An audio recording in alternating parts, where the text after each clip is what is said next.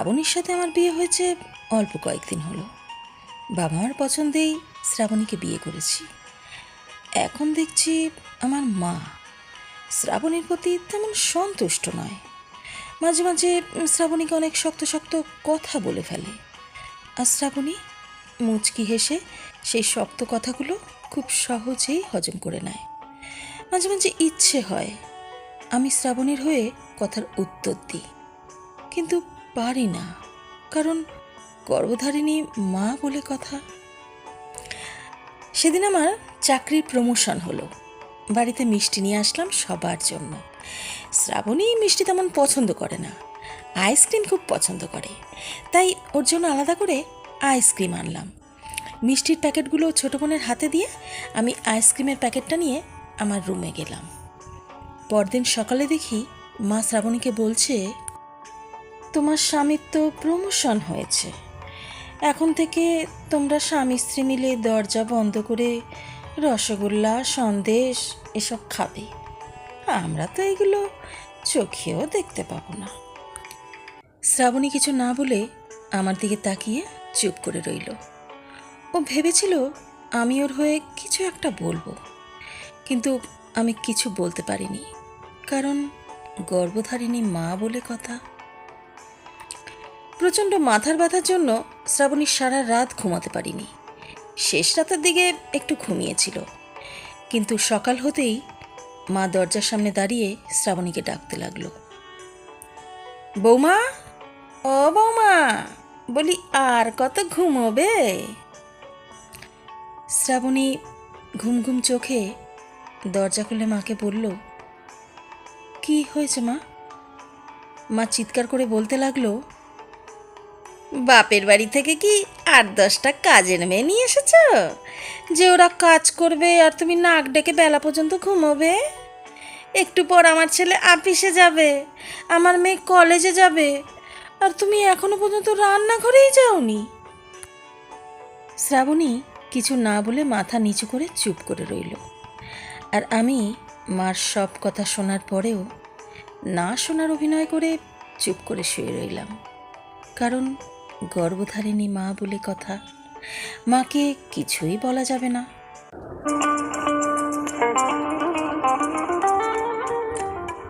শুনছেন চারুলতার গল্পের ঝুলি। এই ঝুলিতে আছে নানান স্বাদের গল্প ও কবিতা।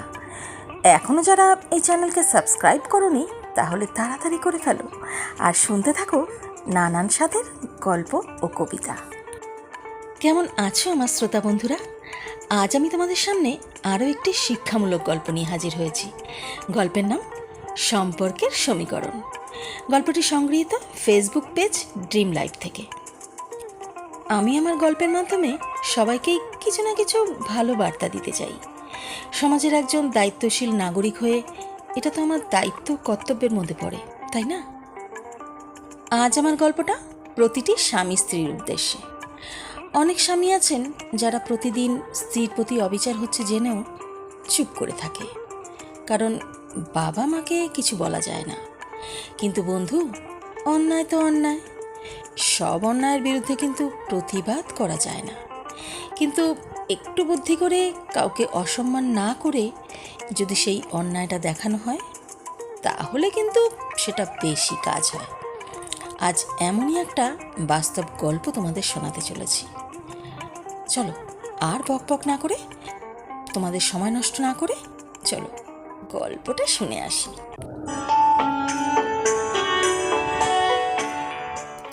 পারিবারিক একটা অনুষ্ঠান উপলক্ষে আমি সবাইকে শপিং করার জন্য কিছু টাকা দিলাম, শুধু শ্রাবণী বাদে। সবাই শপিং করলো, আর আমি শ্রাবণীর জন্য নিজে পছন্দ করে একটা শাড়ি কিনে আনলাম। যখন শ্রাবণীকে শাড়িটা দেব, তখন আমার বোন শাড়িটা দেখে পছন্দ করে শাড়িটা নিয়ে নেয়। শ্রাবণী আমার চোখের দিকে তাকিয়ে রইল, কিন্তু আমি কিছুই বলিনি, কারণ আমার নিজের বোন বলে কথা। সেদিন দেখি আমার বোন শ্রাবণীকে বলছে, দাদার যদি আগে প্রমোশনটা হতো, তাহলে কখনোই তোমাদের মতো নিম্নমানের পরিবারে দাদার বিয়ে করাতাম না। কথাটা শুনে শ্রাবণী চুপচাপ চলে গেল, আর আমি বোনের দিকে তাকিয়ে মুচকি একটু হাসলাম। নিজের আপন বোন বলে কথা। খাবার টেবিলে বসে বাবা চিৎকার করে বলতে লাগলো, এই তরকারি কে রান্না করেছে? শ্রাবণী কিছুটা ভয় ভয় চোখে বাবার দিকে তাকিয়ে বলল, বাবা, আমি রান্না করেছি। কেন, কি হয়েছে? বাবা তখন রেগে বলল, এসব কি তরকারি রান্না করেছো? খাবার মুখে দেওয়া যায় না? তোমার মা কি তোমার রান্না বান্না কিছুই শেখায়নি? শ্রাবণী চুপচাপ দাঁড়িয়ে রইল, আর আমি এক মনে খাবার খেতে লাগলাম। জন্মদাতা পিতা বলে কথা। বাথরুম থেকে এসে শ্রাবণী অবাক হয়ে আমার দিকে তাকিয়ে বলল, তুমি জামা কাপড় সব ব্যাগের ভেতর রাখছো কেন? আমি সেই কথায় উত্তর না দিয়ে শুধু বললাম, তুমি তৈরি হয়ে এসো, আমি নিচে আছি। আমি বাবা মাকে নমস্কার করে বললাম, তোমরা আমার জন্য প্রার্থনা করো। মা হাসতে হাসতে বলল, তোর কি আবার প্রমোশন হয়েছে? আমি মার দিকে তাকিয়ে মুচকি হেসে বললাম, না মা, প্রমোশন হয়নি, তবে তোমাদের ছেলে কিছুটা বুঝতে শিখেছে। আমি ছোট একটা বাড়ি ভাড়া নিয়েছি।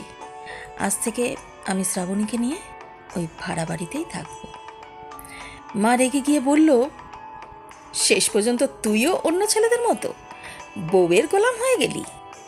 আমি মাকে হেসে বললাম, না মা, বউয়ের গোলাম হয়নি, শুধু বউকে তার প্রাপ্য সম্মানটা দিচ্ছি। একবার চিন্তা করে দেখো তো, তুমি শ্রাবণীর সাথে যা যা করেছো, তোমার মেয়ের সাথে যদি ঠিক সেই কাজগুলোই তার শাশুড়ি করে, তাহলে তোমার কেমন লাগবে? বাবার দিকে তাকিয়ে বললাম, আচ্ছা বাবা, আজ আমার ছোট বোন যদি রান্না করতো আর সেই রান্না যদি খারাপ হতো, তাহলেও কি তুমি আমার ছোট বোনকে এইভাবে বকাঝকা করতে পারতে, যেভাবে শ্রাবণীকে বকেছ? বাবা, সব রান্না সব দিন সমান হয় না, একটু ভুল হতেই পারে। তাই বলে ওকে বকাঝকা না করে একটু ভালো করে বুঝিয়ে বললেই তো পারতে। আমি ছোট বোনের কাছে গিয়ে বললাম, দেখ বোন, তুইও কোনো একদিন অন্য বাড়ির বউ হবি। তখন যদি তোর স্বামীর দেওয়া উপহারটা কেউ কেড়ে নেয়, তখন বুঝবি কতটা কষ্ট হয়। তুই এখন কলেজে পড়িস, তোর বোঝা উচিত কাউকে ছোট করে কেউ কখনো বড় হয় না। ছেলে বিয়ের পর মা বাবার থেকে আলাদা হয়ে পড়ে। শুধু বউয়ের দোষে না, মাঝে মাঝে বাবা মারও দোষ থাকে। কিছু বাবা মা কখনো মানতেই চায় না ছেলের বউও মেয়ের মতো। তোমরা আমার বাবা মা, তোমাদের উপর অবিচার করতে পারি না, কিন্তু আমার স্ত্রীও তো আমার অর্ধাঙ্গিনী, আমার শরীরের অর্ধেক অংশ। তার প্রতি কী করে অবিচার করি বলো তো? একটা মেয়ে তখনই সবচেয়ে বেশি অসহায় হয়ে পড়ে যখন দেখে তার প্রতি অবিচার হচ্ছে, অথচ তার স্বামী চুপ করে আছে। যে মেয়েটা সবাইকে ছেড়ে একটা অচেনা অজানা মানুষকে বিশ্বাস করে এসেছে, তাকে কি করে অসম্মান করি বলো তো? আমি চেষ্টা করব সন্তান হয়ে তোমাদের প্রতি আমার কর্তব্য পালন করতে। সেই সাথে চেষ্টা করব আমার স্ত্রীকে তার প্রাপ্য সম্মানটা দিতে। পিছন ফিরে দেখি শ্রাবণী দরজার সামনে দাঁড়িয়ে অনবরত কেঁদে যাচ্ছে। আমি শ্রাবণীর চোখের জলটা মুছে ওর কানে কানে বললাম, আরে পাগলি, কাঁদে না, মাঝে মাঝে কাছে আসার জন্য একটু দূরে যেতে হয়। আমি কোথাও বাড়ি ভাড়া নিইনি, অনেক দিন ধরে শ্বশুর বাড়ি যাওয়া হয় না। এই সুযোগে শ্বশুর বাড়ি যাওয়া হলো, আর বাবা মার শিক্ষাটাও হলো। কি কেমন শুনছিলে গল্প সম্পর্কের সমীকরণ? কেমন লাগলো বন্ধুরা গল্পটি শুনতে? আশা করি কারোর এমন কোনো সমস্যা থাকলে তারা সেটাকে ঠিক এইভাবেই সমাধান করতে পারবে। গল্প ভালো লাগলে একটা লাইক, কমেন্ট ও শেয়ার করে দিও। আবার অন্য কোনো ভিন্ন স্বাদের গল্প নিয়ে খুব তাড়াতাড়ি হাজির হব। ভালো থেকো, টাটা।